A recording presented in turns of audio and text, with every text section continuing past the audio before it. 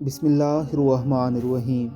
بچوں کو بالغ ہو کر احساس ہوتا ہے کہ اصل کامیابی کھلونے جمع کرنا نہیں بلکہ تعلیمی میدان میں آگے بڑھنا ہے۔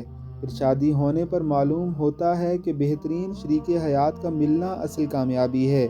پھر روزگار کے معاملات سے دل میں یقین پیدا ہو جاتا ہے کہ اصل کامیابی کاروبار کے وسیع ہونے یا ملازمت میں پروموشن ترقی سے ہے۔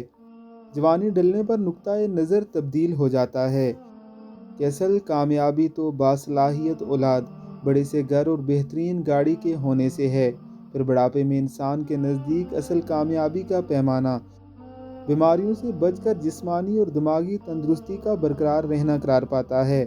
بالآخر جب موت کا فرشتہ انسان کو لینے آ جاتا ہے تو اصل بات کھل کر سامنے آتی ہے کہ کامیابی کے تمام تر دنیاوی تصورات در حقیقت بہت بڑا دھوکہ تھے۔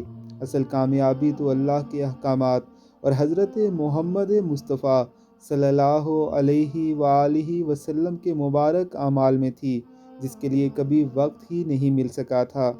اللہ تعالیٰ سے دعا ہے کہ ہم سب کو اخروی کامیابی کی بھی توفیق عطا فرمائے۔ آمین ثم آمین۔